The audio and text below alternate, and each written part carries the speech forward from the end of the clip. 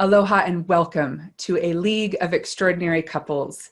Today, I have the great good fortune of welcoming a very powerful spiritual couple in the yogic world. I have Jyotish and Devi Novak, who are joining us from California, from the Ananda Sangha, where they are the spiritual directors for this worldwide offering, where they have international influence to help people live a more spiritually enriched life. And they have the great good fortune of having this rare partnership where they have their parenting, their marriage, and their leadership organizational skills brought to life over and over again in their space between. Does that feel like a good introduction for you both? That feels just fine. Yeah, Great. perfect. Great. Well, thank you so much for your time and for joining us today as we have the opportunity to dive deeper into your relationship and invite in that vulnerability and that openness. So without any further ado, if we were to look at your relationship as a picture and describe it as a landscape, how would you paint that picture? What descriptions do you come up with? Well, it's interesting because I am a painter.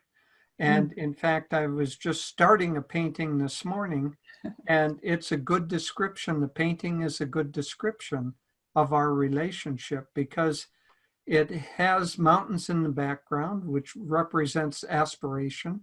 And then it's got a very powerful stream coming down. In our case, it's a stream maybe that flows together and splits a little bit and then flows back together. And that stream nurtures the countryside all around it. And so I think that's a pretty good description visually of what our relationship is like. In this case, that stream has been flowing for more than 40 years. So Beautiful, beautiful. That image of the mountain and then coming down in the water, going their separate ways and then converging again and coming back. Devi, would you add to that at all? Yeah, I'll give you a different image.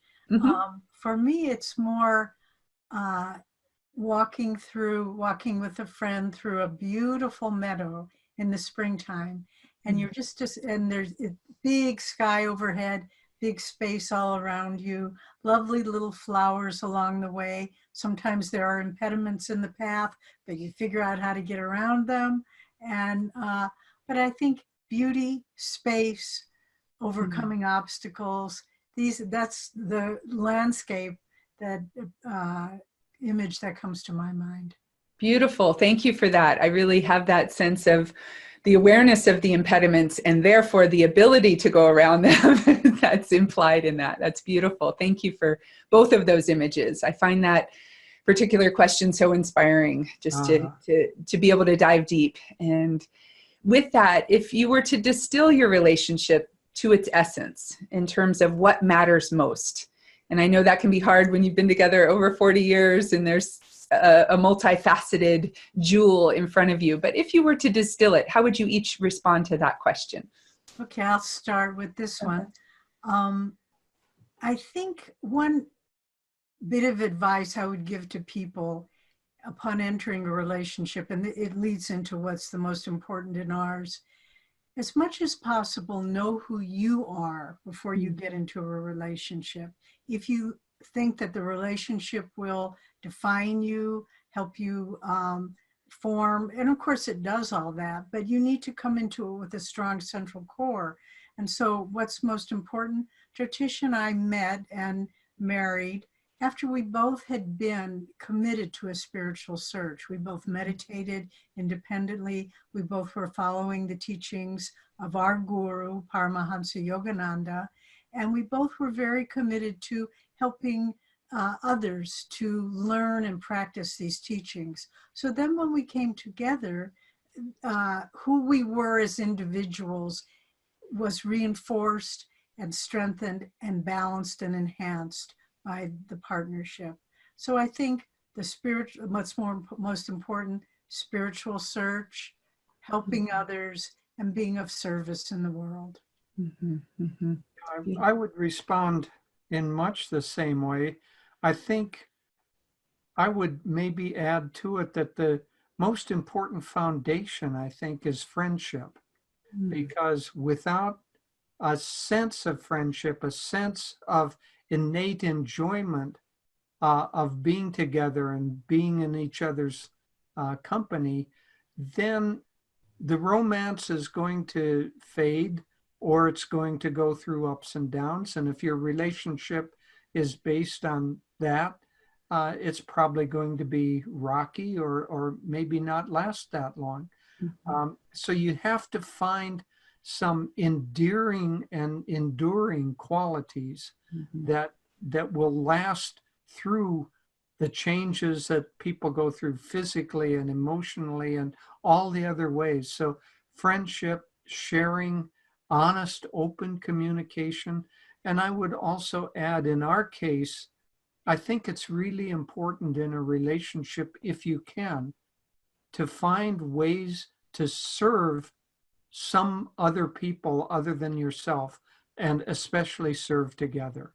Because if you can do that, it expands the sense of who you are and what you're doing as a couple, and really that higher element bonds you together much better than if it's too self-enclosed. I value that so much. Thank you. Let me reflect what I hear you both saying. First of all, Davy, that sense of really knowing oneself first, and being aware of the continued evolution, in the relationship, of the mystery and the evolution, but really knowing yourself. And what I hear is, in your relationship, you came together both already on the spiritual path and knowing that. And it reminds me of my own partnership with my beloved. We met at Naropa in our graduate program under contemplative psychotherapy. And so there were these month-long meditation retreats, and there was the deep dive as we knew ourselves and as we continue to know ourselves. So I really thank you for saying that, and that deep sense of friendship, and really being able to, and I've been saying this throughout the interview series, and I say this in my work with couples, it's basically learn the tools to tend to the space between, so that we can get over ourselves and be a force for good in the world and serve a larger purpose. And that's what I really appreciate that you were able to address, that there's more to just, love your love life, right? Am I getting you both? Yeah. Yes. Yeah. That's a good. Is there any more you would add to that before we move on? Well, yeah, it's nice speaking with you, because I think we're very much on the same wavelength. It's also so important to never stop bringing creativity and an expansive view into your life, because marriage is not the end, it's the beginning. It's the beginning. It's a step and you have to keep walking on it. Just like a runner who's going to run a marathon, you can't just say, okay, I took the first step, I'm done. You have 26 miles ahead of you. You maybe have 45, 50, 60 years ahead of you. And every step has to be filled with growth and looking to where are we going as individuals and as a couple. And don't lose sight of both of those things are important, the individual growth and then the growth of the marriage. Yeah. And they both feed each other. Yeah, beautiful. There is that image of the endurance, like it's not the end. We've just begun. Let's keep on keeping on. Every day we've just begun. Right. I also had this image come to mind when you were talking about the obstacles in the path. So much of our stress reaction in the dominant culture anyway is, we feel like we're falling off a cliff, when it might just be a rock in the path. And so to learn how to have that self-awareness, to bring ourselves back to the path and keep on keeping on. You're both nodding. The screen's on me. But I just wanted to, No, it's really true, because falling off a cliff, you have the image that's the end of everything. Right. Tripping over a rock, you just fall, and then you pick yourself up and you go. And the path of life has a lot of rocks and a lot of trips and a lot of falls in it, and you've got to learn that a fall is not fatal. You just pick yourself up and start over, and maybe you watch a little more carefully where you're walking. I have to just share a personal story, which is one of the, most memorable moments in my life. About 42 years ago, Mm. we were married at the time, and we had a newborn child, 10 days old. And living in California, we were hit by a forest fire, and the whole Ananda community burnt down. Everything was gone. This was 7 years into our building our spiritual community here. And our house burnt. I had taken the baby to the doctor for a checkup. And so I wasn't there, but I drove in and everything was gone. Wow. But it was so marvelous because we had a home that Jyotish had actually built. It was a geodesic dome and it leaked pretty badly. So it was sort of a chaotic scene, but I saw Jyotish for the first time and I thought, oh, I don't want him to feel bad, worried about me. I'm going to really be positive. And he did the same. And the first thing he said to me was, you know what? We don't have to worry about leaks anymore.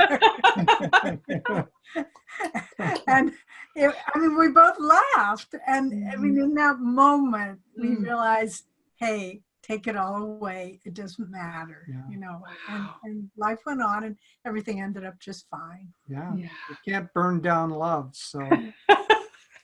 Oh, I love it. That's such a good one. You can't burn down love. And what a powerful story. Thank you for sharing that. And it may have been 42 years ago, but that sense of it and the significance. And as you were sharing that, I was just covered in chicken skin, and it's been happening throughout our interview. And that's it. That deep connection of really resonating of, yes, what matters most? It's the love, it's the connection, and you can't burn that down. So thank you for that. And if I may, I'd like to step back a few moments to those obstacles in the trail. And when we do trip over them and fall down, we could, in essence, call that the negativity in the relationship, the conflict, the static, the obstacles on the trail. How do you, if you experience that, how do you dissolve that? And if you don't experience, how did that happen? So I'm curious. Well, for us, we do experience it or have experienced it. I must say it's gotten less and less over the years. Yeah. Part of it is if you trip and fall, the real danger is if you blame the other person for tripping you. Yeah. At least recognize the fact that it was you who tripped and fell. Right. And so sometimes you can't recognize that at first. So it's good to have a little space, a little time, being meditators and teachers of meditation. We tell people, if something really riles you up, just stop and take a few deep breaths.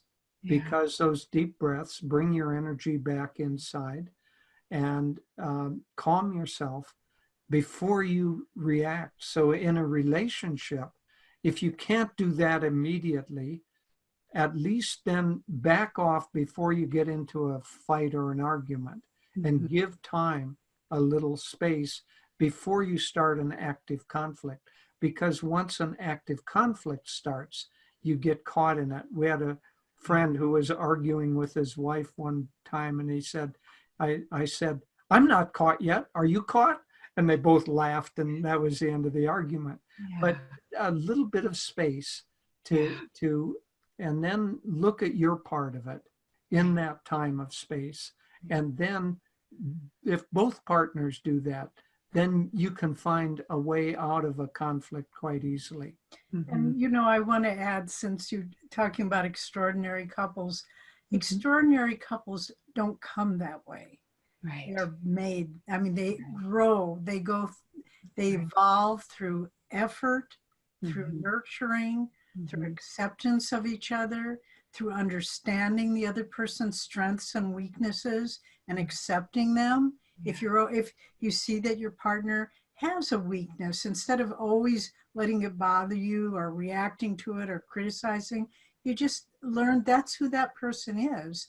But so sometimes people say, oh, well, you've had this extraordinary life. With humility, I say we built a good marriage because we both were willing to say, I'm not always right. And listen to the other person and say, where are you coming from? What's important to you? This is what it looked like to me, but gosh, it looked really different to you. And I got all upset and you couldn't understand why, because Yeah. you saw it so differently. Right. And so of course there will be obstacles. I mean, Mhm. when a plant grows, I mean, every leaf is not perfect.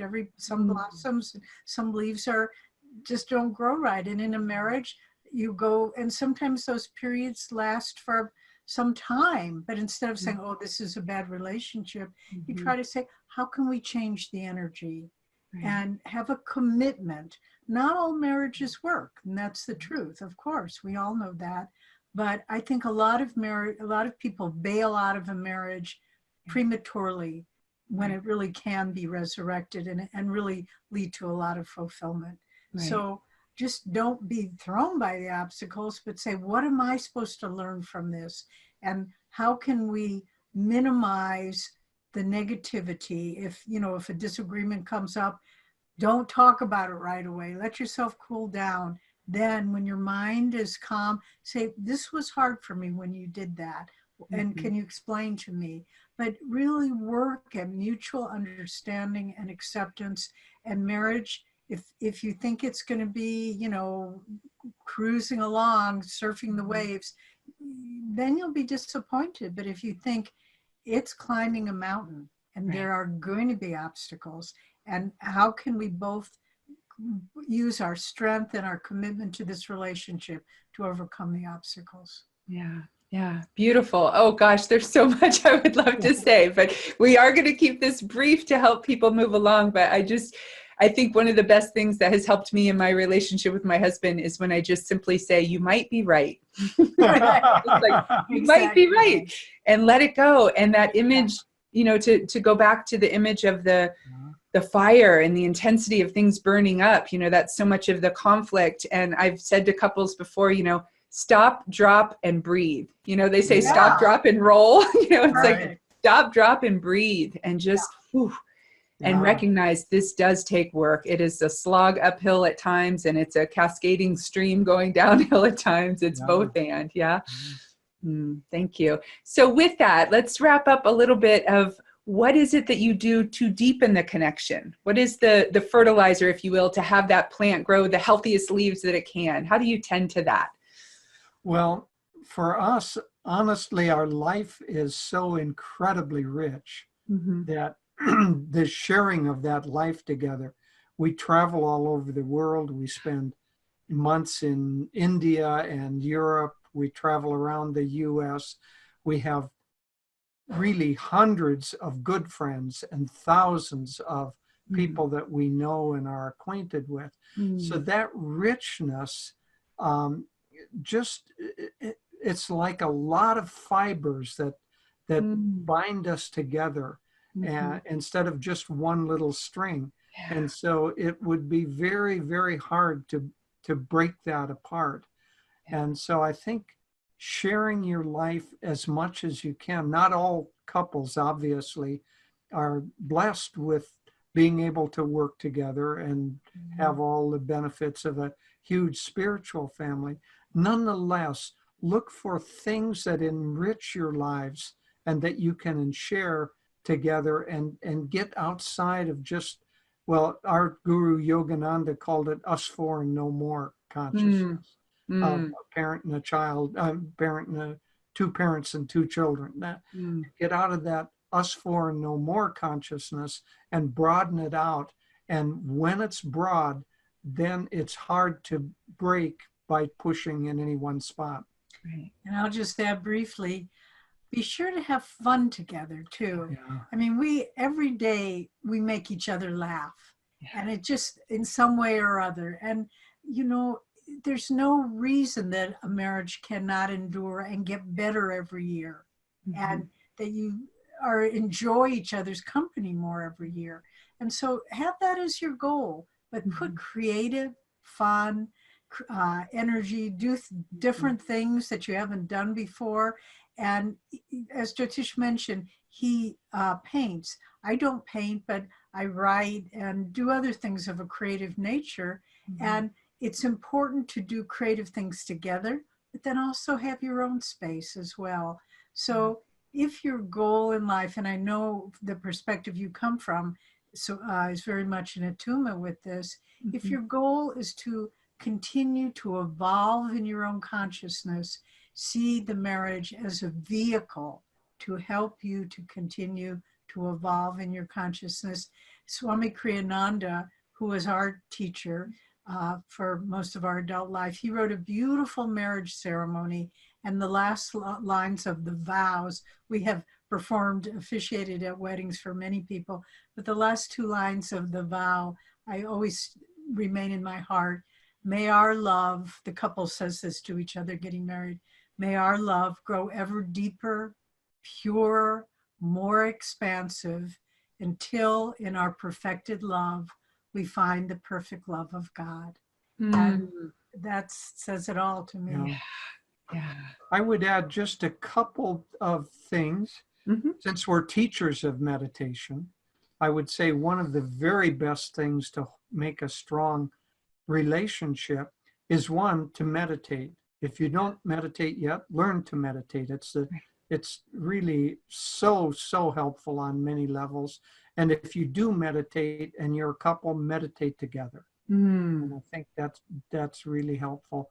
The final thing I would say is that life is meant to be happy. Make choices that lead toward happiness, not the substitutes for happiness like wealth or power or other things, but look beneath the surface and happiness, and make sure your marriage or your partnership is directed toward fulfilling and happiness for both people. Mhm. Beautiful. Well, these words are resonating so much with me, and I'm already looking forward to listening to them again.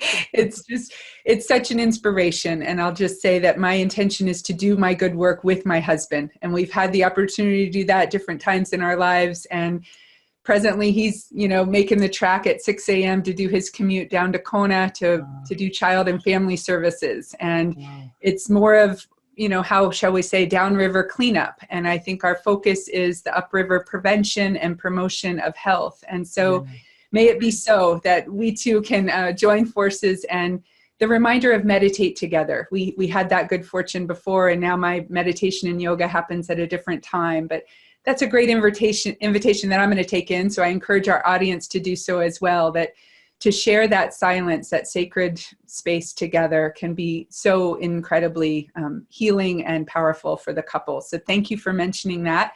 And in case, which I imagine there are people out there, myself included, we want to know more about you and your amazing, powerful influence on the planet. How can we find you? Do you have a free gift offering for us? We do. The easiest way to find us is to go to the website of our organization, which is Ananda. It's not just ours, it's what we have dedicated a life to. Simply ananda.org, ANANDA.org. And Devi and I have also a personal website, JyotishandDevi.org. Okay. And if you go there, you can find entry to a weekly blog that we write and all sorts of other things. But Ananda.org or JyotishandDevi.org. Okay. And those will be in the daily email in case somebody can't be writing them down right now. And I believe you had a free book that you were going to... Yes, we have a free book, a PDF that you can download.